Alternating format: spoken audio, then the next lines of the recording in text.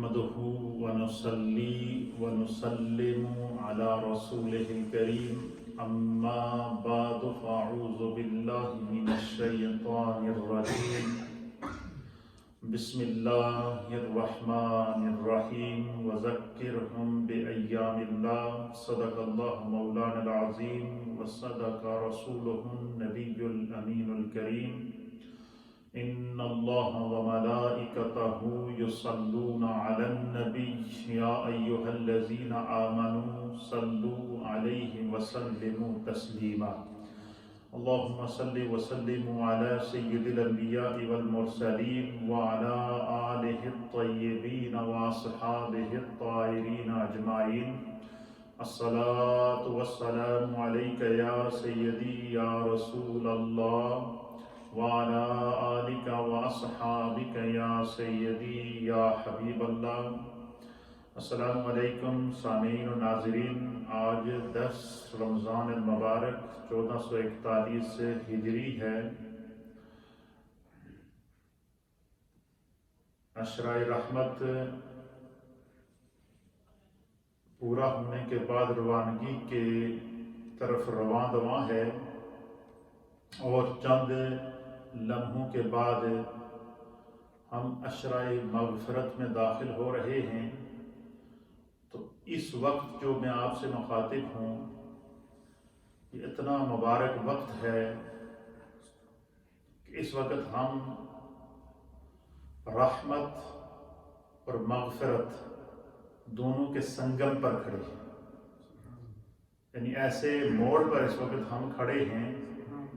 کہ ایک طرف اللہ کی رحمت ہے، دوسری طرف اس کی مغفرت ہے۔ رحمت اپنی طرف بلا رہی ہے، مغفرت اپنی طرف بلا رہی ہے۔ اب اس میں ہم میں سے ہر ایک کو یہ پتہ ہے کہ ہم میں سے اس عشرہ رحمت میں کون ہے جس نے گڑ گڑا کر، اپنے دامن کو پھیلا کر، اپنے آنسو بہا کر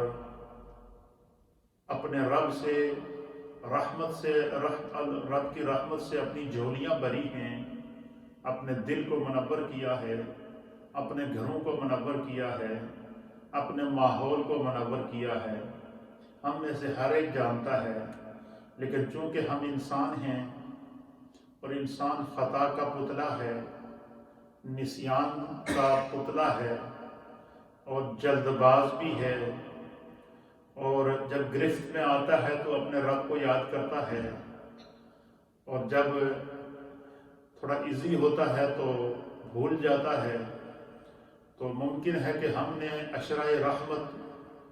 ہونے کے باوجود اتنی بڑی عالمی آزمائش کے دوران جو کورونا وائرس کی صورت میں ہمارے درمیان موجود ہے، جس کی وبا نے پوری انسانیت کو اپنے جنگل میں پھنسا کر رکھا ہوا، پنجے گاڑ کے رکھے ہوئے ہیں پورے ورلڈ کے اوپر۔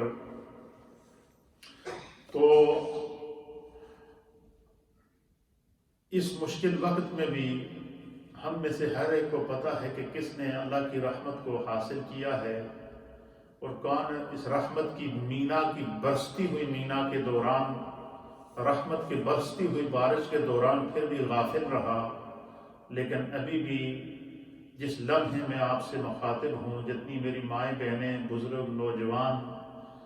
مرد و خواتین مجھے اس وقت دیکھ اور سن رہے ہیں، اس وقت ہم جس موڑ پر کھڑے ہیں یہ رحمت اور مغفرت کا سنگم ہے۔ ایک طرف رحمت ہے، ایک طرف مغفرت ہے، بیچ میں ہم کھڑے ہیں۔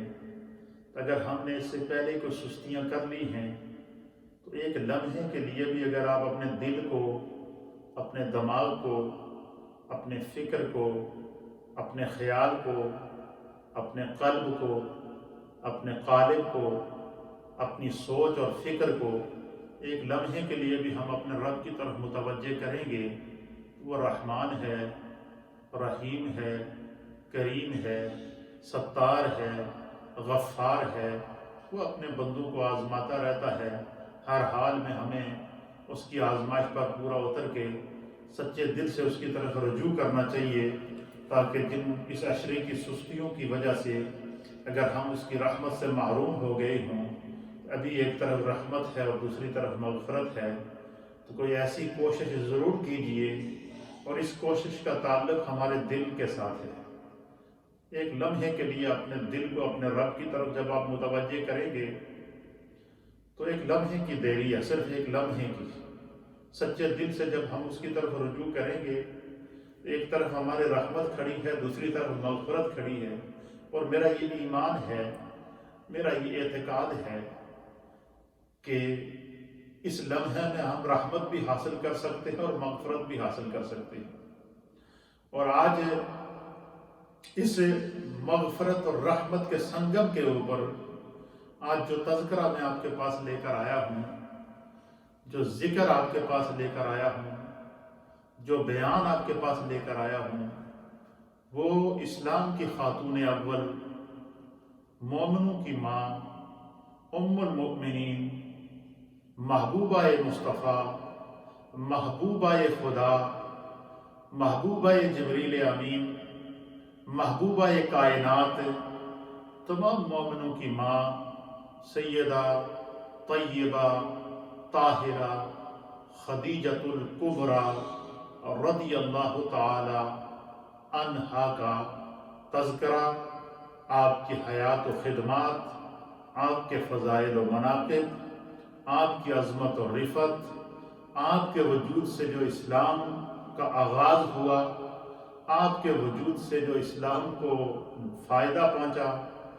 آپ کے وجود سے جو اللہ کے پیارے حبیب علیہ السلام کو سکون قلبی ملا، اور آپ جو قرار مصطفیٰ کہلائیں، سکون مصطفیٰ کہلائیں، ایک لمحہ وہ تھا کہ ساری دنیا نے میرے مصطفیٰ کو چھوڑ دیا تھا، اس لمحے صرف ایک خاتون آپ کے ساتھ کھڑی تھی جن کا نام ام المؤمنین سیدہ خدیجۃ الکبریٰ تھا۔ اس لیے اللہ کے حبیب علیہ السلام نے سیدہ خدیجۃ الکبریٰ کا بڑی محبت کے ساتھ ہر لمحہ ذکر کیا، اور ان کی محبت کا یہ عالم تھا کہ جب تک سیدہ خدیجۃ الکبریٰ حیات رہی، حضور نے ان کی حیات میں، ان کی موجودگی میں کوئی دوسری شادی نہیں کی، اور یہ خداوند قدوس کی رضا بھی اس میں شامل تھی، اور اللہ کے حبیب علیہ السلام کی محبت اور الفت جو سیدہ خدیجۃ الکبریٰ رضی اللہ تعالی عنہا کے ساتھ تھی وہ بھی شامل تھی۔ تو یہ عالم کا تذکرہ ہے، رحمت اور مغفرت کے سنگم پر آج سیدہ پاک کا ہم تذکرہ کر کے ان کے وسیلے سے دعا کریں گے۔ انشاءاللہ خداوند قدوس ہمیں اس کرونا وائرس اور اس جیسی آزمائش جس نے انسانیت کو جکڑ کے رکھا ہوا ہے، اس سے ہمیں نجات دے گا۔ دوسرا، اس مبارک لمحے میں تھوڑا غمگین بھی ہوں، مغموم بھی ہوں، میرے چہرے کے اثرات بھی آپ کو بتا رہے ہوں گے کہ آج میرے بھائی، میرے کزن، میرے تایا کے بیٹے، نوجوان بچہ 35 ایئر اس کی اولڈ تھی، اور اچانک حرکت قلب بند ہونے کی وجہ سے، ہارٹ اٹیک کی وجہ سے اس کا انتقال ہو گیا۔ تو مرنا تو ہر ایک نے ہے، لیکن اچانک موت تھوڑی سی ذرا تکلیف دہ زیادہ ہوتی ہے، اور پھر ایسے حالات میں کہ جہاں جب پوری دنیا لاک ڈاؤن ہو تو کوئی اپنے پیاروں سے مل بھی نہ سکے تو ذرا زیادہ تکلیف دہ ہوتا ہے۔ لیکن چونکہ ہم مسلمان ہیں اور اللہ نے آزمائشیں اپنے بندوں کے لیے رکھی ہوئی ہیں، اور وہ فرماتا ہے کہ وَلَنَبْلُوَنَّكُمْ بِشَيْءٍ مِّنَ الْخَوْفِ وَالْجُوعِ وَنَقْصٍ مِّنَ الْأَمْوَالِ وَالْأَنفُسِ وَالثَّمَرَاتِ، کہ وہ اپنے بندوں کو آزماتا رہتا ہے۔ لہٰذا میں سوشل میڈیا نیٹ ورک کے ذریعے اپنے خاندان کے تمام احباب، جو میری مائیں ہیں، بہنیں ہیں، بھائی ہیں، چچے ہیں، تائے ہیں، میرے خاندان کے جتنے بھی عزیز و اقارب جو اس وقت غم میں ڈوبے ہوئے ہیں، میں ان سے دلی تعزیت کا اظہار کرتا ہوں، بالخصوص اپنے بھائیوں سے، بہنوں سے جو اس وقت غم کی کیفیت میں ہیں۔ لیکن میں ان کو یہ پیغام بھی ساتھ دینا چاہتا ہوں کہ ہمارا وہ بھائی ہم سب سے خوش قسمت ہے، وہ ہم سب سے عظیم ہے کیونکہ اس نے ایسے موقع پر اپنے رب کو، اپنی جان کو اپنے رب کے حوالے کیا کہ ایک طرف رحمت کا عشرہ، رحمت اپنی طرف اس کو بلا رہی تھی، اور دوسری طرف مغفرت کے عشرے میں مغفرت اپنی طرف بلا رہی تھی، اور رحمت کے عشرے میں اسے غسل دیا گیا، رحمت کے عشرے میں اسے کفن پہنایا گیا، رحمت کے عشرے کے اندر جو ہے وہ اس کو اس کی نماز جنازہ ادا کی گئی، اور اس کو جب قبر کے حوالے کیا گیا تو آگے مغفرت، اللہ تعالیٰ کی طرف سے مغفرت عامہ، مغفرت کا عشرہ اپنے دامن پھیلائے اس کا انتظار کر رہا تھا، اور مغفرت نے اس کو اپنی آغوش میں لے لیا۔ مرنا تو ہر ایک میں ہے، لیکن ایسی موت قابل رشک ہوتی ہے کہ ایک طرف رحمت پکار رہی ہو اور دوسری طرف مغفرت پر پکار رہی ہو۔ تو ہمارا معصوم اور نوجوان بھائی سردار علی اصغر خان، آپ رحمت میں بھی ڈوب کر اپنے رب کے پاس گئے ہیں، اور مغفرت نے بھی آپ کو اپنی آغوش میں اٹھایا ہے۔ ہمیں آپ کی زندگی پر بھی فخر تھا اور آپ کی موت پر بھی فخر ہے۔ اس موقع پر میں اپنے سارے بہن بھائیوں کو یہ گزارش کروں گا کہ اس کے لیے دعا کریں، بلکہ اس کے وسیلے سے دعا کریں کہ اللہ اس کی بخشش سے ہم سب کی بخشش کرے، کیونکہ وہ رحمت میں ڈوب کر گیا ہے، مغفرت میں ڈوب کر گیا ہے۔ تو مجھے خاندان کی ساری تکلیفوں کا اور ان کے دکھوں کا احساس ہے، تو میں اپنے اس غم کو آپ کے ساتھ ان الفاظ کے ساتھ شریک کر رہا ہوں کہ خداوند قدوس ہم سب کا خاتمہ ایمان پر کر دے۔ یہ اللہ کی آزمائش ہے، پوری دنیا آزمائش میں ہے، اس میں ہم بھی شامل ہیں۔ تو ہمارا ایمان مضبوط ہونا چاہیے، اللہ کی آزمائش اس کے لوگوں پر آتی ہے۔ یہ میرا پیغام میری بہنوں کے لیے، میرے بھائیوں کے لیے، میرے خاندان کے، میرے ماموں کے لیے، ماموں حضرات کے لیے، اور بالخصوص علی اصغر کی اہلیہ جو ہماری بہن ہے، اور اس کے چھوٹے چھوٹے بچے، اور ہماری تائی صاحبہ، اور ہمارے ان کے بھائی جناب سردار سیف علی صاحب، اور قاری سیف اللہ صاحب، بھائی اختر حسین صاحب، مفتی قدرت اللہ صاحب، اور بھائی حبیب اللہ صاحب، چیئرمین اشرف صاحب، اور دیگر جتنے بھی ہمارے خاندان کے بزرگ، چھوٹے بڑے، مرد و خواتین ہیں، میں ان تمام سے تعزیت کا اظہار کرتا ہوں۔ اور یہ 10 رمضان ہے، اس وقت ہم عشرہ رحمت اور عشرہ مغفرت کے درمیان میں کھڑے ہیں۔ انشاءاللہ آج کی ہماری پوری مجلس جو ہے وہ سیدہ خدیجہ الکبریٰ رضی اللہ تعالی عنہا کے ایصال ثواب کے ساتھ ساتھ اس نوجوان کو ایصال ثواب کی جائے گی۔ اللہ سب کی بخشش اور مغفرت فرمائے۔ یہ چند تعزیتی کلمات میں نے اپنے خاندان کے لیے کہنے تھے، اس لیے میں نے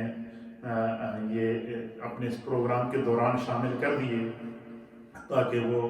ان کو حوصلہ مل جائے۔ اور یقیناً مشکل وقت ہوتا ہے، لیکن اللہ کا فیصلہ ہے کہ فَإِنَّ مَعَ الْعُسْرِ يُسْرًا إِنَّ مَعَ الْعُسْرِ يُسْرًا۔ تو ام المؤمنین سیدہ خدیجہ الکبریٰ رضی اللہ تعالیٰ عنہا کا آج تذکرہ ہے۔ تو آپ کا بہت بڑا مقام تھا، بہت بڑی عظمت تھی، اتنی عظمت تھی کہ اس سے بڑی سعادت جو کسی روئے زمین کے انسان کے ہاتھ حصے میں نہیں آئی، جو ام المؤمنین سیدہ خدیجہ الکبریٰ کو نصیب ہوئی ہے، وہ سعادت کیا ہے؟ وہ سعادت یہ ہے کہ ام المؤمنین سیدہ خدیجہ الکبریٰ رضی اللہ تعالی عنہا جب حضور علیہ السلام کو اللہ کی طرف سے حکم ہوا کہ آپ اعلان نبوت فرمائیں، تو حضور نے جب اعلان نبوت کیا تو سب سے پہلے حضور پر ایمان لانے والی اور نبی پاک کی دعوت پر بغیر سوچے سمجھے لبیک کہنے والی اگر اسلام کی کوئی خاتون اول ہے، سب سے پہلے اللہ کی طرف سے جس کو اسلام نصیب ہوا، سب سے پہلے اللہ کی طرف سے جس کو ایمان نصیب ہوا، سب سے پہلے اللہ کی طرف سے جس کو اسلام کے لیے چنا گیا ہے، اس کا نام ہم سب کی ماں سیدہ خدیجہ الکبریٰ رضی اللہ تعالی عنہا ہے۔ اس سے آپ ان کے کردار کا اندازہ لگا سکتے ہیں، ان کے گفتار کا اندازہ لگا سکتے ہیں، ان کے اخلاق کا اندازہ لگا سکتے ہیں کہ اللہ تعالیٰ نے اعلان نبوت کے لیے میرے مصطفیٰ کا انتخاب کیا،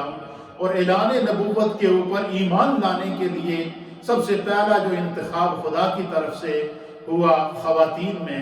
اور سب سے پہلا روئے زمین کے انسانوں میں جس کا انتخاب ہوا وہ ام المؤمنین سیدہ خدیجۃ الکبریٰ رضی اللہ تعالی عنہا ہیں۔ آپ یوں سمجھ لیجئے کہ حضور علیہ السلام نے فرمایا کہ روئے زمین کے تمام لوگوں کا ایمان اگر ایک طرف رکھ دیا جائے تو خدیجہ کے ایمان کے برابر نہیں ہو سکتا۔ یہ خداوند قدوس نے آپ کو اعزاز عطا فرمایا تھا۔ تو وہ ہماری ماں ہیں اور ماؤں کا تذکرہ بیٹوں پر فرض ہوتا ہے، تو اس لیے آج کا دن، آج کا عشرہ رحمت کو ہم حضرت ام المؤمنین کے نام پر انشاءاللہ اہتمام کریں گے، اور اس کے لیے انشاءاللہ جو دعا کا اہتمام کیا گیا ہے اس کو بھی اس میں شامل کریں گے۔ لیکن اجتماعی طور پر یہ جو میں تذکرہ کر رہا ہوں یہ اپنی برکت کے لیے اور اپنے ناظرین کے نالج اور علم میں اضافے کے لیے اس کو بیان کر رہا ہوں۔ سب سے پہلے سیدہ خدیجۃ الکبریٰ کا جو تعارف ہے وہ سن لیجیے۔ آپ کا نام تھا خدیجہ بنت خوائلد اور بن اسد بن عبد العزیٰ بن قصی القرشی الاسدی۔ آپ نبی اکرم صلی اللہ تعالیٰ علیہ وسلم کی زوجہ محترمہ ہیں۔ قبیلہ قریش سے آپ کا تعلق تھا اور حضور علیہ السلام کا تعلق بھی قبیلہ قریش سے تھا، تو آپ نبی پاک صلی اللہ علیہ وسلم کے خاندان سے تعلق رکھتی تھیں، اور عرب کے معاشرے کے اندر عرب کی خواتین میں سب سے امیر خاتون تھی، اور مکے کے ماحول کے اندر سب سے زیادہ کاروبار جو دوسرے ممالک تک جن کا پھیلا ہوا تھا، تاجرہ تھیں آپ جو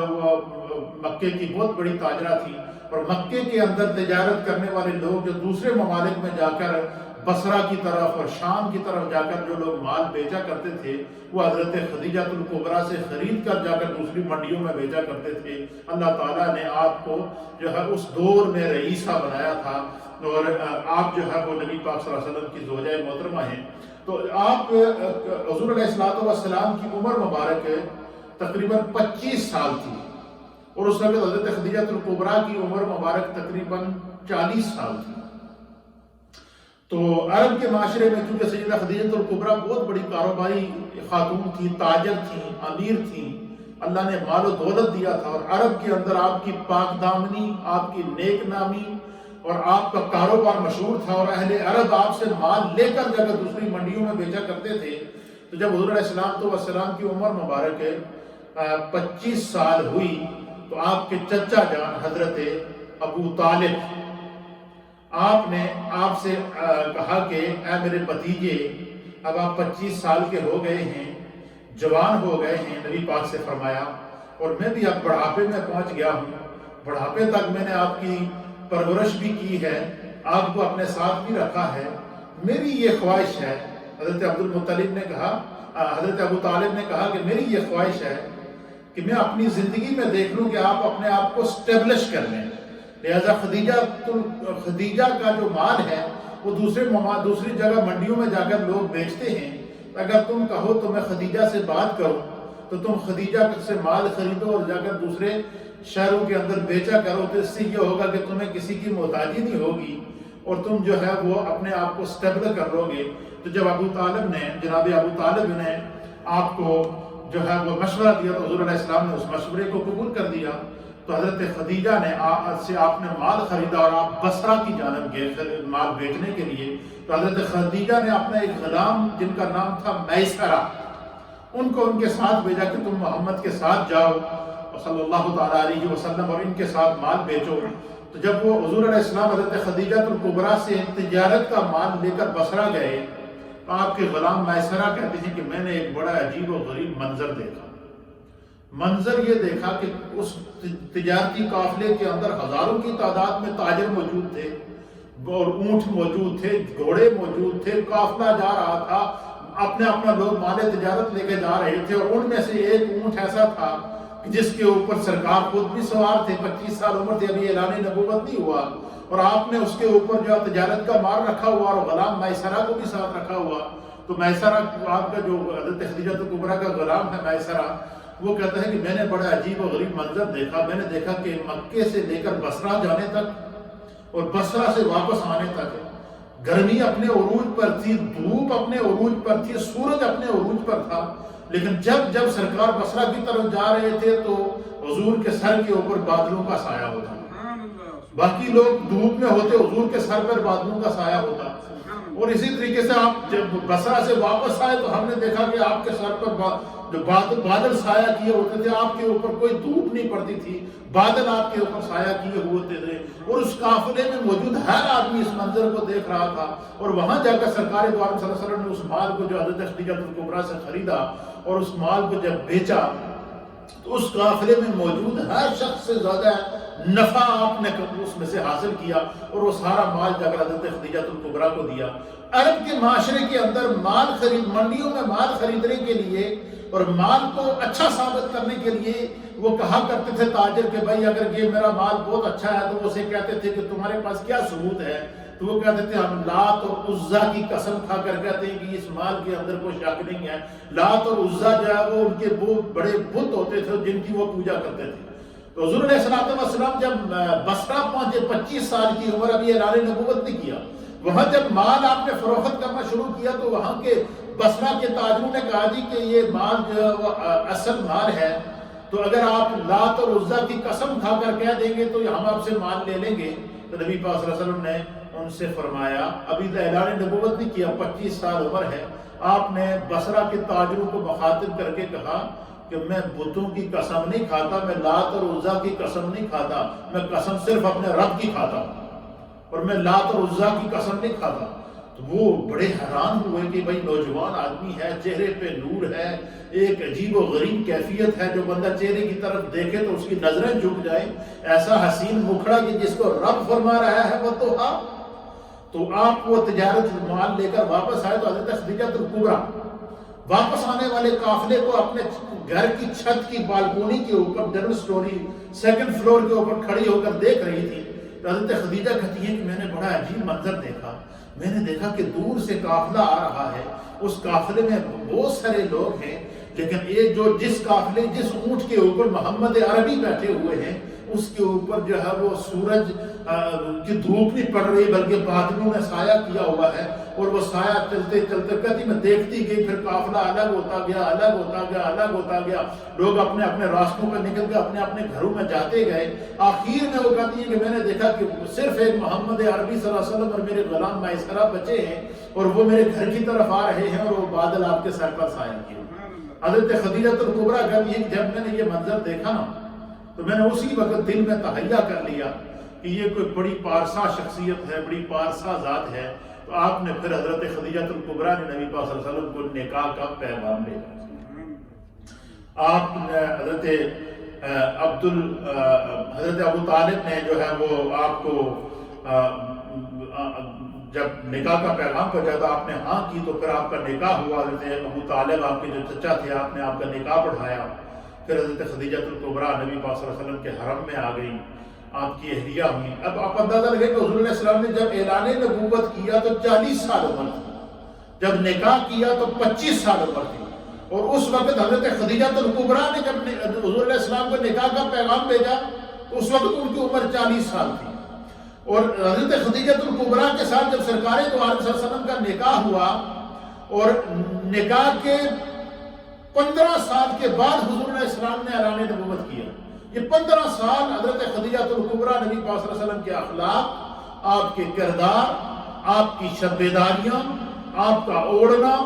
آپ کا بچھونا، آپ کی تنہائیاں، آپ کی خلوتیں، آپ کی جلوتیں، ہر چیز کو دیکھتی رہی اور وہ محسوس کرتی رہی. پھر جب نبی پاک صلی اللہ تعالیٰ علیہ وسلم پر کچھ ایسی واردات غیبی ظاہر ہوئی، اثرات اللہ کی طرف سے ظاہر ہونا شروع ہوئے اور اعلان نبوت کی طرف جب آپ بڑھنا شروع ہوئے تو حضور علیہ السلام کے دل سے پوری دنیا کی ہر قسم کی محبت نکل گئی اور سرکار دو عالم صلی اللہ تعالیٰ علیہ وسلم اپنے گھر سے اٹھے اور غار حرا میں چلے. غار حرا کے اندر حضور علیہ السلام 40 دن تک غار حرا میں دن اور رات آپ نے گزارے، جس کو 40 آج کی ہماری زبان میں آپ اس کو چلہ کہہ سکتے ہیں. 40 دن تک آپ غار حرا میں رہے، اسی غار میں آپ رہتے، وہیں پر آپ عبادت کرتے. اور حضرت خدیجہ الکبریٰ نے کبھی یہ نہیں کہا کہ آپ کیوں، کیونکہ وہ حضور علیہ السلام کی جو مشاہدات دیکھ چکی تھی، ان کو اس چیز کا اندازہ ہو چکا تھا. اور پھر وہ کہتی ہے کہ جب میں نے یہ دیکھا نا منظر کہ حضور علیہ السلام آ رہے ہیں اور ان پر بادل سایہ کر رہے ہیں، تو حضرت خدیجہ الکبریٰ کہتی ہیں کہ میں اپنے چچا کے پاس گئی، ان کا نام ان کے پاس گئی، اپنے چچا کے پاس، اور ان کا نام تھا ورقہ بن نوفل۔ وہ بہت بڑے عالم تھے اہل کتاب کے، اس دور کے بہت بڑے ولی تھے۔ حضرت عیسیٰ علیہ السلام پر آپ ایمان لائے تھے، تو عیسیٰ علیہ السلام کے دین پر تھے اور بہت بڑے عالم تھے، اور عیسیٰ علیہ السلام پر نازل ہونے والی کتاب کہ آپ حافظ تھے، توریت کے بھی آپ حافظ تھے، انجیل کے بھی آپ حافظ تھے، ورقہ بن نوفل۔ تو حضرت خدیجہ کہتی ہے کہ میں نے جا کر ان سے کہا کہ چچا جان، میں نے آج یہ منظر دیکھا کہ میں نے محمد کو تجارت کا سامان دیا تھا، اور میں نے دیکھا کہ وہ واپس آ رہا تھا تو اس کے اوپر بادل سایہ کیے ہوئے تھے۔ میسرہ نے بتایا کہ جتنا عرصہ وہ بصرہ میں رہا وہ چلتا تو اس کے اوپر بادل سایہ کر لیتے تھے، اور جو اس مال لے کر آیا اور اس نے جو مال میں سب سے زیادہ نفع بھی لے کر آیا اور ایک چیز بھی اپنے پاس نہیں رکھی، ہر چیز مجھے لا کر واپس لوٹا دی۔ پھر اس نے یہ بھی کہا کہ میرے غلام میسرہ نے مجھے بتایا ہے کہ وہاں لوگ لات اور عزا کی قسمیں کھا کر مال بیچ رہے تھے، تو محمد نے ان سے کہا کہ میں صرف اپنے رب کی قسم کھاتا ہوں، میں بتوں کی قسم نہیں کھاتا۔ یہ منظر تو جب ورقہ بن نوفل نے حضرت خدیجہ سے کہا کہ میں تو اس وقت کا انتظار کر رہا تھا، انہوں نے ان کی آنکھوں میں آنسو آ گئے، انہوں نے کہا میں اس وقت کا انتظار کر رہا تھا کہ کب وہ وقت آئے، کیونکہ ہماری کتابوں توریت اور انجیل کے اندر لکھا ہوا ہے کہ ایک آخری نبی آئے گا جس کا نام احمد ہوگا، جس کا نام محمد ہوگا، اور اس کے اوپر اللہ دین کو مکمل کرے گا۔ تو تمہیں خوشخبری میں دیتا ہوں کہ تمہاری اگر اس سے ملاقات ہو تو فوراً اس پر ایمان لے آ جانا جب بھی وہ اعلان نبوت کرے گا، کیونکہ یہ نبی کی علامات ہیں، یہ علامات کسی نبی کے اندر ظاہر ہو رہی ہیں، اور یہ وہ چیزیں ہیں جو ہماری توریت اور ہماری انجیل کے اندر لکھی ہوئی ہیں۔ تو جب نبی پاک صلی اللہ علیہ وسلم غار حرا میں چلے گئے، آپ 40 دن تک غار حرا میں رہے، تو حضرت خدیجہ الکبریٰ رضی اللہ تعالی عنہا ایک دن کیا کرتی کہ آپ گھر میں کھانا بناتی، کھانا بنانے کے بعد اس کھانے کو پیک کرتی، پیک کرنے کے بعد وہ ڈیلی گھر سے کھانا لے جا کر طویل سفر کر کے، جو لوگ حرمین طیبین گئے ان کو پتا ہے کہ غار حرا کتنی بلندی کے اوپر ہے،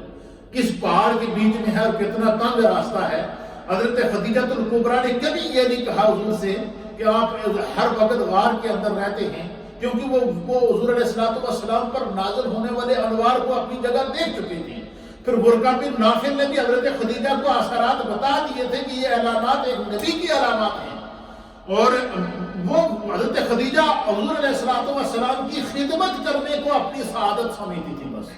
جتنا آپ کے پاس مال تھا، جو مال تجارت تھا، وہ مال تجارت حضرت خدیجہ الکبریٰ کا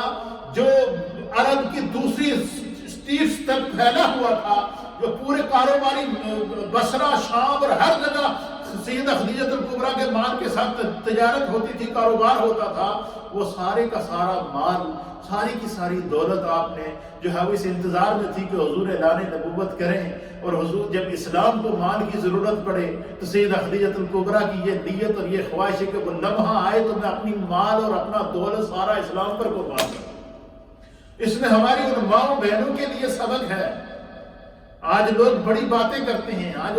ہماری خواتین اکثر کہتی ہیں کہ عورتوں کے حقوق دو، عورتوں کے حقوق تو یہ ہے کہ اسلام لانے سے پہلے عورت کو زندہ جلا دیا جاتا تھا،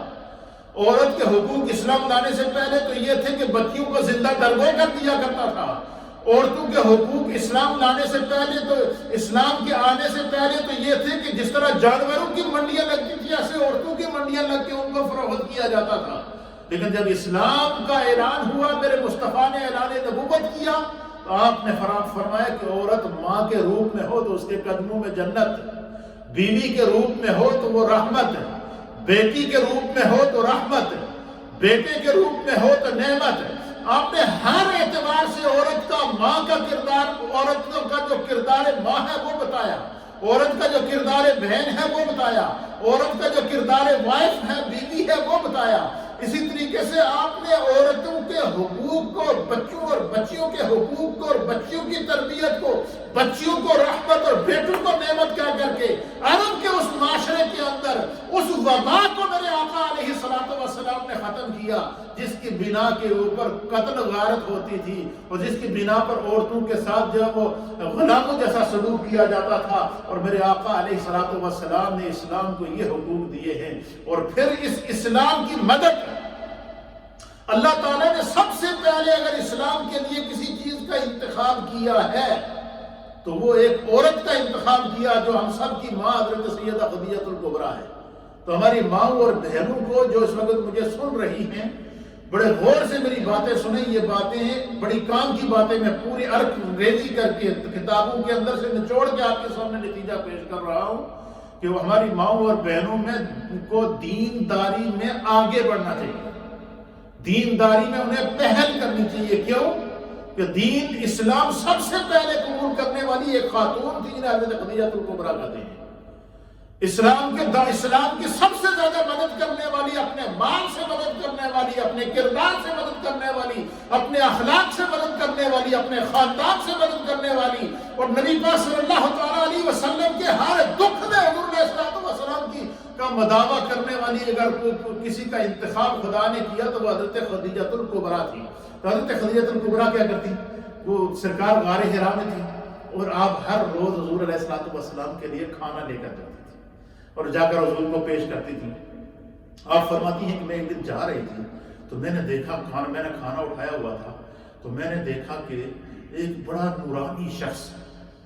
سفید داڑھی، سفید امامہ، سفید لباس پہنا ہوا، انتہائی خوبصورت۔ آپ فرماتی ہیں کہ میں نے اپنی زندگی میں ایسا نورانی شخص اس سے پہلے نہیں دیکھا۔ تو وہ میں کھانا لے کر غار حرا کی طرف جا رہی تھی، ابھی اعلان نبوت تھی، اس سے پہلے ہی بات کر رہی ہے، کہتی کہ میں وہ کھانا لے کر غار حرا کی طرف جا رہی تھی۔ حضرت خدیجہ الکبریٰ کہتی تو انتہائی نورانی شخص ہے، سفید داڑھی رکھی ہوئی، سفید لباس پہنا ہوا، سفید امامہ پہنا ہوا۔ آپ فرماتی ہے کہ میں نے دیکھا کہ وہ میرے راستے میں آ کر کھڑا ہو گیا اور اس نے مجھ سے کہا کہ تیرا نام انت خدیجہ؟ تو خدیجہ، تیرا نام خدیجہ ہے؟ تو آپ کہتی ہیں کہ میں نے کہا جی ہاں میرا نام خدیجہ ہے۔ تو اس نے کہا جی کہ مجھ سے انہوں نے پوچھا کہ اینا محمد، کہ محمد صلی اللہ علیہ وسلم کہاں ہیں؟ حضرت خدیجہ الکبریٰ کہتی کہ جب اس شخص نے مجھ سے نبی پاک صلی اللہ علیہ وسلم کے بارے میں پوچھا نا، آپ کہتی کہ مجھے تھوڑی سی خطرہ لاحق ہوا کہ عرب کا دور تھا اور وحشت کا دور تھا کہ کہیں ایسا نہ کہ کوئی حضور کو اغوا نہ کر لے۔ آپ کہتی ہیں کہ میں نے ان کو بتا دیا۔ پھر کہتی ہیں کہ پھر کہتی ہے کہ اچانک وہ شخص میرے سامنے سے غائب ہو گیا۔ تو کہتی ہے اتنا نورانی شخص میں نے زندگی میں پہلے نہیں دیکھا تھا۔ حضرت خدیجہ الکبریٰ کہتی ہیں کہ میں جب سرکار دو عالم صلی اللہ علیہ وسلم کے پاس غار حرا میں گئی، آپ کو کھانا پیش کیا تو میرے چہرے پر کچھ پریشانی کے اثرات تھے۔ تو حضور نے پوچھا کہ خدیجہ کیا بات ہے؟ تو آپ کہتی ہیں کہ میں نے سارا واقعہ حضور کو سنا دیا۔ اور کیا سنایا؟ میں نے کہا یا رسول اللہ اس طرح راستے میں ایک شخص مجھے ملا ہے اور بڑا نورانی شخص تھا اور اس نے مجھ سے آپ کا ایڈریس پوچھا اور میں نے اس سے پہلے آپ کو نہیں دیکھا تو مجھے تھوڑا سی پریشانی لاحق ہوئی کہیں کوئی آپ کو اغوا نہ کر لے۔ تو حضور علیہ السلام مسکرائے اور آپ نے حضرت خدیجہ سے کہا کہ خدیجہ یہ اللہ کا فرشتہ جبریل تھا جو انسانی شکل میں تجھ سے ملنے آیا تھا۔ کیا فرمایا کہ یہ اللہ کا فرشتہ جبریل تھا جو انسانی شکل میں تم سے ملنے آیا تھا، اور جبریل نے مجھے کہا ہے کہ خدیجہ کو میرا سلام کہہ دے۔ پھر ایک مرتبہ کہتی ہے، پھر ایک دفعہ ایسا ہوا کہ میں حضور علیہ السلام کے لیے کھانا لے کر جا رہی تھی اور میں غار حرا میں پہنچی کھانا لے کر، تو سرکار دو عالم صلی اللہ تعالیٰ علیہ وسلم مجھے دیکھ کر مسکرا رہے تھے۔ تو حضور نے مجھ سے کہا کہ خدیجہ ابھی میرے پاس جبریل آئے تھے اور جبریل نے کہا کہ خدیجہ آپ کے لیے کھانا لے کر آ رہی ہے، تو مجھے میرے رب نے بھیجا ہے کہ مصطفیٰ سے کہہ دے کہ ابھی خدیجہ آپ سے ملنے آ رہی ہے، خدیجہ کو خدا کا سلام دے دینا، خدیجہ کو اللہ کا سلام پہنچا دینا۔ ایسی کائنات کے اندر عظمت والی خاتون کوئی ہو سکتی ہے کہ جسے خدا بھی سلام بھیجے، جبریل بھی سلام بھیجے، جس کی عظمتیں میرے مصطفیٰ بیان کرے، جس کو اللہ نے اسلام کے لیے سب سے پہلے منتخب کیا، وہ ہم سب کی ماں جناب سیدہ طیبہ طاہرہ خدیجہ الکبریٰ رضی اللہ تعالیٰ عنہا۔ اللہ اکبر۔ تو حضرت جبریل نے عرض کیا کہ یا رسول اللہ خدیجہ آپ کے پاس آ رہی ہیں، تو آپ نے خدیجہ کو ہمارا سلام پہنچانا اور یہ کہنا کہ خدا نے آپ کو سلام کیا۔ پھر حضور علیہ السلام کہتے ہیں کہ جب آپ پر وحی نازل ہوئی اعلان نبوت کے لیے، حضور کہتے ہیں کہ اس وقت پہلی مرتبہ میرے سامنے پہلے تو جبریل انسانی شکل میں آتے رہے، ملتے رہے، اثرات ظاہر ہوتے رہے، واقعات ظاہر ہوتے رہے، لیکن کہتے ہیں کہ جس وقت آپ پر پہلی وحی نازل ہوئی تو حضور فرماتے ہیں کہ سب سے پہلے میں نے اس وقت جبریل کو اس کی اصل شکل میں دیکھا۔ حضور کہتے ہیں کہ جبریل کا ایک پیر مشرق میں تھا، ایک پیر مغرب میں تھا، اور زمینوں اور آسمانوں کو جبریل نے گھیرا ہوا تھا۔ تو کہتے ہیں میں نے اس سے پہلے جبریل کو اپنی اصل شکل میں نہیں دیکھا تھا۔ حضور کہتے ہیں میں نے جب جبریل کو دیکھا تو مجھ پر خوف طاری ہوا، خوف خدا طاری ہوا، کپ کپی طاری ہوئی، اور حضور علیہ السلام کہتے ہیں کہ میں ایک دم غار سے اٹھا اور گھر آ گیا، اور میں جب گھر آیا تو میں نے آپ نے اگر حضرت خدیجہ سے کہا، حضور کا جسم کانپ رہا تھا خوف کی وجہ سے، آپ اگر بستر پر لیٹ گئے اور لیٹ کر آپ نے حضرت خدیجہ الکبریٰ رضی اللہ تعالی عنہا سے فرمایا کہ زملونی زملونی، مجھے چادر اڑاؤ، مجھے کمل اڑاؤ، تو حضرت خدیجہ الکبریٰ نے آپ کو کمل اڑایا۔ کہتی کہ حضور علیہ السلام پہ کپ کپی طاری تھی، تو نبی پاک صلی اللہ علیہ وسلم نے پھر حضرت خدیجہ سے کہا کہ آج میں نے جبریل کو اپنی اصل حالت میں دیکھا، اور آج میں نے آپ نے جبریل کا حولیہ بیان کیا۔ آپ کہتے ہیں کہ مجھ پر ایک خوف طاری ہوا، سمجھ نہیں آ رہی کیا کروں۔ تو اللہ کے حبیب علیہ السلام نے جب یہ اپنا جو منظر حضور نے دیکھا، اب حضور جو منظر دیکھ رہے ہیں وہ حضرت خدیجہ سے بیان کر رہے ہیں، اور حضرت خدیجہ جو مناظر دیکھ رہی ہے وہ حضور سے بیان کر رہی ہے۔ اب حضور جب غمزدہ ہوتے تو حضرت خدیجہ ان کو تسلیاں دیتی، اور کہتی ہے کہ جب حضور علیہ السلام پر کپ کپی طاری ہوئی تو اب حدیث کے الفاظ سنے، اس کو امام بخاری رحمۃ اللہ علیہ نے صحیح بخاری کتاب الوحی کے اندر اس کو پہلی وحی جو اسلام کی نازل ہوئی اس کے اندر اس حدیث کو نقل فرمایا۔ کہتی ہیں کہ جب حضور علیہ السلام نے پر کپ کپی طاری ہوئی تھا، حدیث کے الفاظ سنیے، امام بخاری شریف ہے میرے سامنے کھلی ہوئی، فقالت خدیجہ، پس حضرت خدیجہ الکبریٰ رضی اللہ تعالی عنہا نے حضور علیہ السلام کی بارگاہ میں عرض کیا، جب حضور نے بتایا نا کہ مجھ پر کمل اڑاؤ، مجھ پر کپ کپی طاری ہے، میں نے بڑا عجیب و غریب منظر دیکھا ہے، میں نے ایک ایسا فرشتہ دیکھا ہے کہ جس کے پر آسمان مشرق اور مغرب تک پھیلے ہوئے تھے اور اس کا سر آسمان کو چھو رہا تھا، اور میں نے اس سے پہلے کوئی ایسی چیز نہیں دیکھی۔ تو حضرت فقالت خدیجہ، تو پس حضرت خدیجہ نے سارا منظر سن کر کلا، آپ نے عرض کیا حضور علیہ السلام کی بارگاہ میں، واللہ ما یخزیک اللہ ابدا، اے اللہ کے حبیب، اے محمد عربی، اے میرے سرتاج، اس وقت تک حضور نے ابھی نبوت کا اعلان نہیں کیا تھا، آپ نے کہا کہ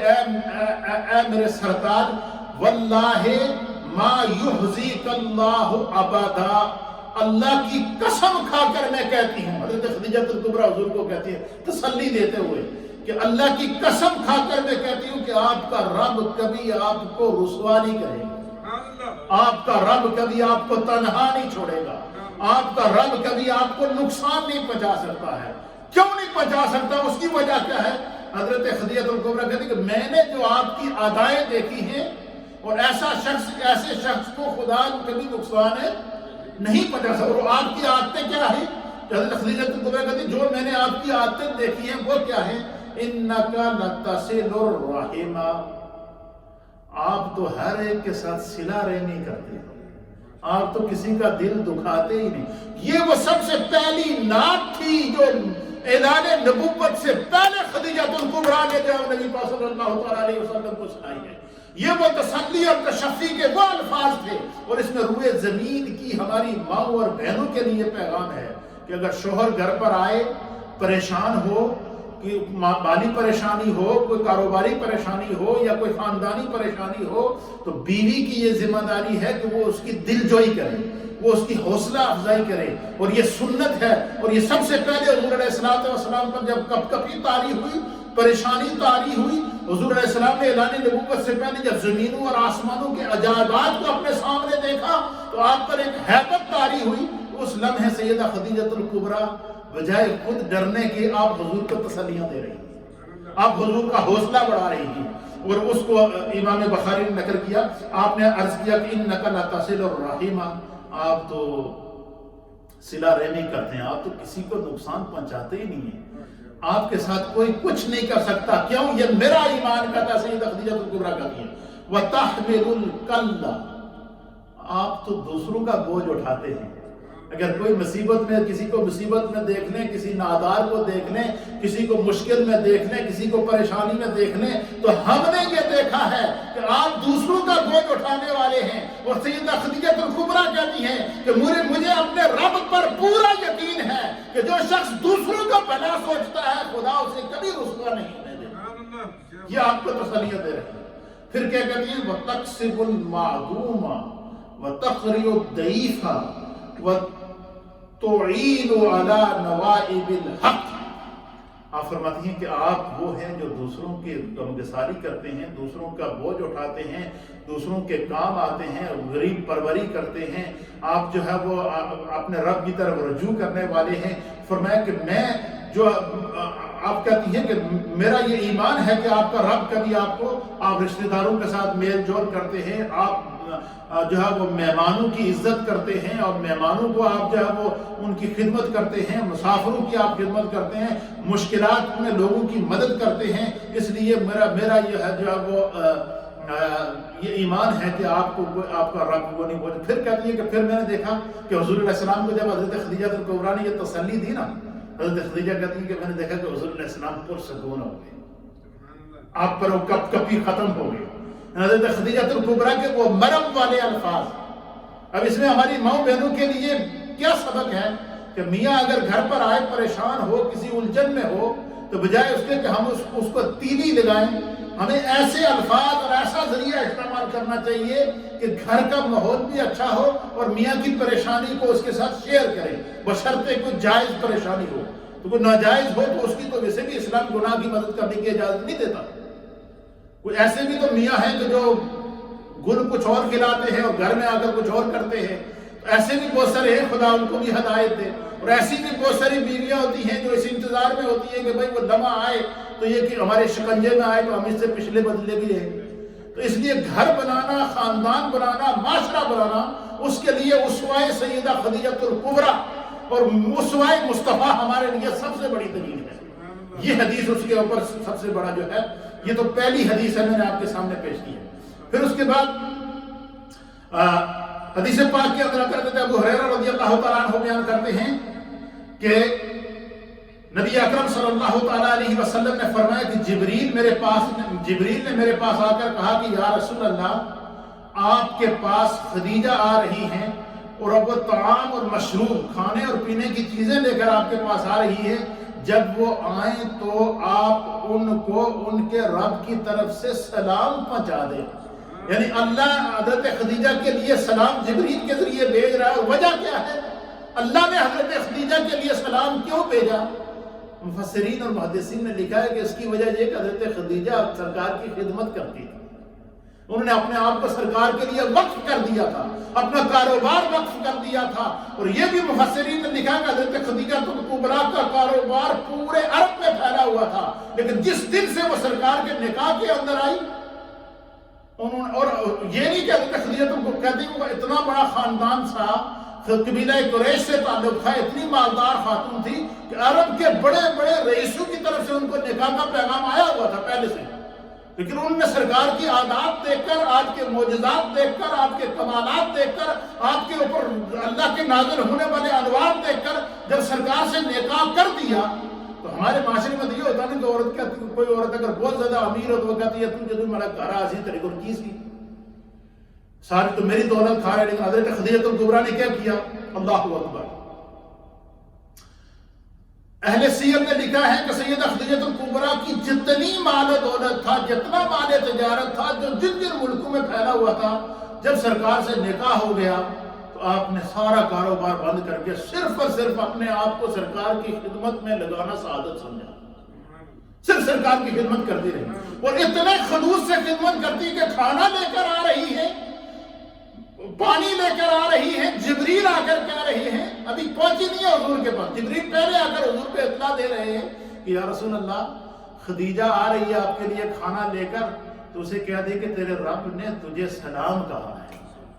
پھر ایک روایت کے مطابق حضرت خدیجہ کبریٰ کھانا لے کر غار حرا کی طرف جا رہی ہیں تو جبریل آ گئے اور حضور سے کہا کہ یا رسول اللہ خدیجہ آپ کے پاس آ رہی ہیں، خدیجہ کو رب کا سلام بھی دے دے اور یہ بھی کہہ دے کہ تیرا خدیجہ کو خوشخبری دے دے کہ تیرا رب جو ہے تجھ سے بڑا راضی ہو گیا ہے، تو مصطفیٰ کی خدمت کرتی ہے۔ تیسری حدیث سن لی کہ حضرت عائشہ صدیقہ رضی اللہ تعالی عنہا بیان کرتی ہے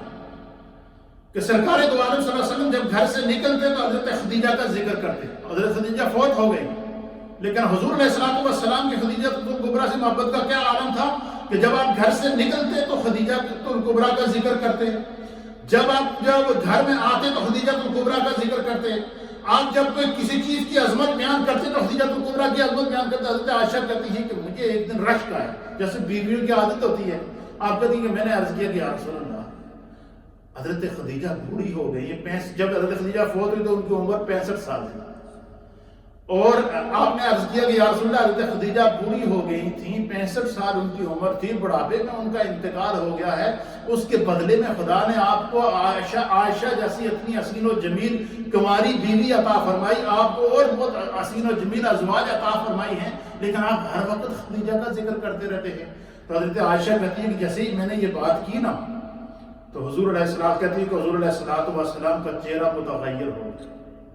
آپ کے چہرے پر غضب کے اثرات آ گئے۔ تو حضور علیہ السلام نے فرمایا اے عائشہ تو خدیجہ کی بات کرتی ہے، سن خدیجہ کیا ہے۔ خدیجہ یہ ہے کہ حضور نے فرمایا کہ اللہ کی قسم مجھے ان سے بہتر بیوی اللہ نے عطا نہیں کی، اس سے بڑی عظمت کوئی سیدہ خدیجہ کبریٰ کی ہو سکتی ہے؟ تو حضور قسم اٹھا کر کہہ رہے ہیں کہ خدا نے مجھے خدیجہ سے بہتر بیوی عطا نہیں کی،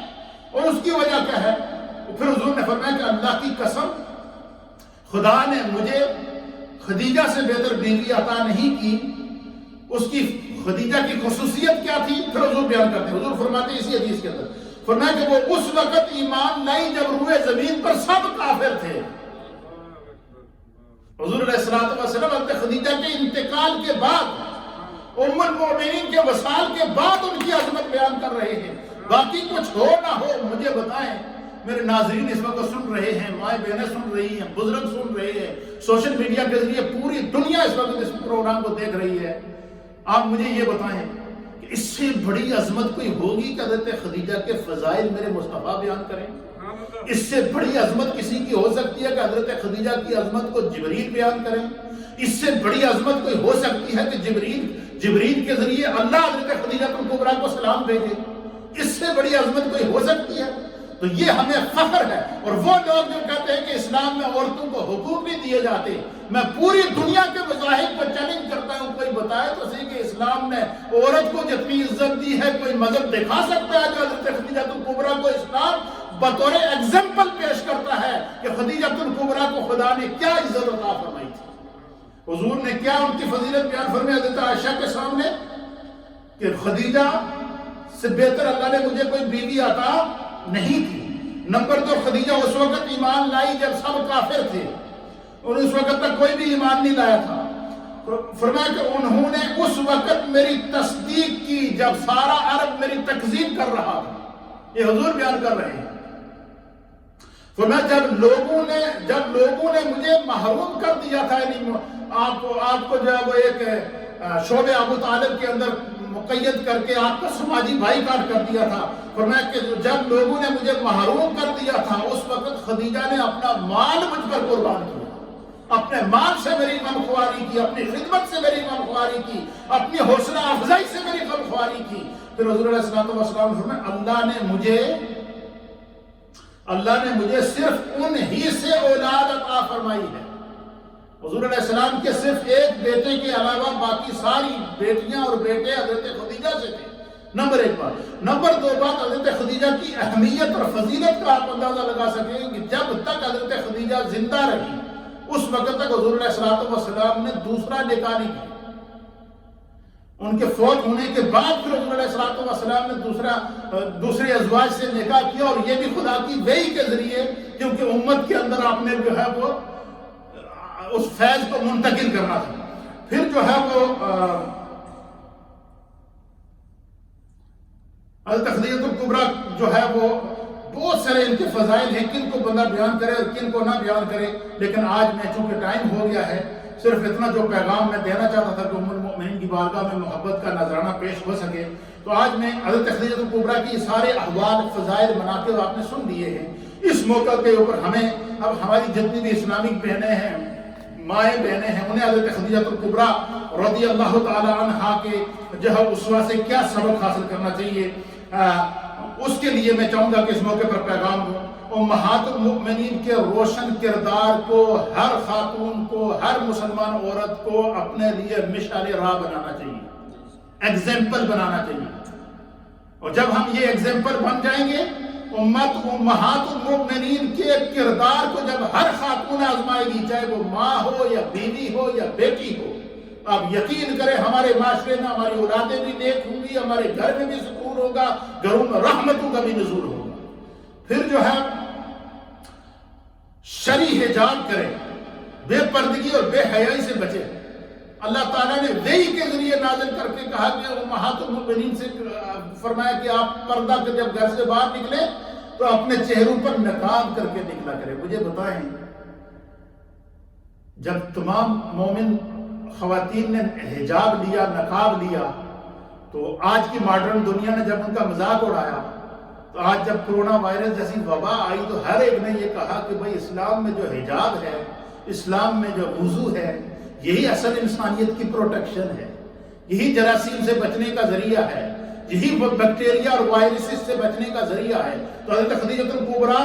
اور امہات المؤمنین کا کردار اور آپ کی سیرت اور آپ کی زندگیاں اور آپ کی رفاقت مصطفیٰ ہمیں درس کیا دے رہی ہیں کہ ہماری تمام مسلمان ماؤں اور بہنوں کو بے پردگی ختم کر کے، شرعی حجاب اختیار کر کے، گھروں کے اندر جو ہے وہ جو جتنے بھی معاملات ہیں ان کو جو خاتون کے ذمہ ہیں ان کو ادا کرنا چاہیے۔ پھر جو ہے وہ تیسرا سبق ہمارے لیے سیدہ خدیجہ الکبریٰ کی زندگی میں کیا ہے کہ نماز کی پابندی کریں، جھوٹ، غیبت، پروری اور ہر قسم کے جو ہے وہ مختلف قسم کے تبصروں سے اپنے آپ کو بچا کے رکھیں۔ حضرت خدیجہ کی زبان سے صرف تعریف مصطفیٰ نکلتی تھی، ثنائے مصطفیٰ نکلتی تھی، حضور کا سوچتی تھی، دین کا سوچتی تھی۔ خدا نے بھی ان کو سلام بھیجا، جبریل نے بھی سلام بھیجا، ان کی وفات کے بعد بھی حضور ان کا تذکرہ کر رہے ہیں۔ پھر ماں، بہن، بیٹی، بیوی کی حیثیت سے اپنے فرائض کی ادائیگی میں کسی قسم کی کوئی کمی نہ چھوڑیں، اور ازواج مطہرات کے اسوہ کو ہماری مائیں بہنیں اپنائیں، کیونکہ آج ایک خاتون کا ذکر ہے، ایک اسلام کی سب سے پہلی خاتون مومنوں کی ماں کا ذکر ہے، اس لیے آج میں صرف اور صرف اپنی ماؤں بہنوں کو مخاطب کر رہا ہوں تاکہ جو ہے وہ ہمیں اس سے سبق ملے۔ اور پانچویں چیز کیا ہے کہ سیدہ خدیجہ الکبریٰ رضی اللہ تعالیٰ عنہ کو خراج عقیدت پیش کرنے کا بہترین طریقہ کیا ہے کہ ہر ماں، ہر بیٹی، ہر بیوی ان کے لیے دعا کرے، اور یہ اللہ سے دعا کرے کہ خدا آپ کو کردار خدیجہ عطا فرمائے۔ اللہ تعالیٰ ہمیں جو ہے وہ اسلام کے ان احکام کو سمجھنے کی توفیق عطا فرمائے۔ تو آخری بات جو اس موقع پر میں سمجھتا ہوں کہ مناسب ہے کر لی جائے، وہ یہ کہ جب حضور علیہ السلام نے اعلان نبوت کیا تو سب سے پہلے حضور پر ایمان لانے میں پہل کی وہ حضرت خدیجہ الکبریٰ تھی۔ مردوں میں حضرت ابوبکر صدیق تھے، بچوں میں مولائے کائنات تھے، غلاموں میں زید بن حارثہ تھے، اور حضرت خدیجہ الکبریٰ وہ روئے زمین کی پہلی خاتون ہیں جنہیں سب سے پہلے اسلام لانے کی سعادت ہوئی، جن کو میرے مصطفیٰ نے قبول کیا، مصطفیٰ نے انہیں قبول کیا، جن کے فضائل میرے مصطفیٰ نے بیان کیے، انہوں نے سب سے پہلے مصطفیٰ کریم کی نعت کہی۔ تو اللہ تعالیٰ ہمیں جو ہے وہ اپنے گھروں کو ازواج مطہرات کے اسوے کو سمجھنے کی توفیق عطا فرمائے۔ آج چونکہ ان کا دن ہے تو ان کے لیے ہمارے حاجی شوکت صاحب کے گھر سے خالہ کنیز صاحبہ کی طرف سے جو ہے وہ یہ قرآن پاک ختم کیا گیا، ان کی نیاز کا اہتمام کیا گیا، حاجی شوکت صاحب کے والدین کی دعا کے لیے کہا گیا ہے۔ اسی طریقے سے خالہ کنیز صاحبہ کی جو دادی دادا ہیں ان کے لیے دعا کے لیے کہا گیا ہے۔ اسی طریقے سے ہمارے حاجی اقبال صاحب کے گھر سے قرآن پاک پیش کیا گیا اور دعا کے لیے کہا گیا ہے۔ اسی طریقے سے بہت سارے احباب کی جانب سے قرآن پاک پڑھے گئے ہیں اور دعاؤں کے لیے کہا گیا ہے۔ انشاءاللہ اس کو ہم آج دعا کے اندر شامل کرتے ہیں۔ ام المؤمنین کے لیے بخشش کا آج رحمت کا عشرہ اس وقت ہم سے الوداع ہو رہا ہے۔ اور مغفرت کی طرف ہم بڑھ رہے ہیں. یہ جو لمحات ہیں یہ مغرب سے پہلے پہلے یہ رحمت بھی ایک طرف کھڑی ہے، مغفرت بھی ایک طرف کھڑی ہے. ان لمحات کو خدا کی یاد میں گزاریں. اللہ ہم سب کا حامی و ناصر ہو. لا الہ الا اللہ الا اللہ الا اللہ لا الہ الا اللہ الا اللہ الا اللہ لا الہ الا اللہ اللہ اللہ اللہ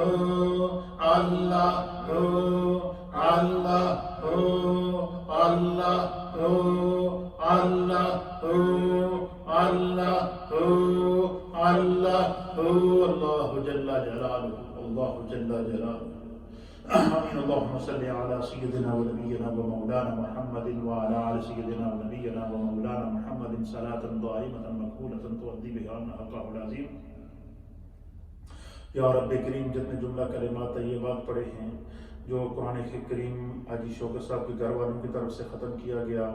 حاجی اقبال صاحب کے گھر والوں کی طرف سے ختم کیا گیا، دیگر جو وہ اوراد و وظائف پڑھے گئے ہیں، جو تلاوت قرآن کی گئی ہے، جو ہمارے حفاظ اکرام نے تلاوت کی ہے، دیگر جتنے اوراد و وظائف پڑھے گئے ہیں،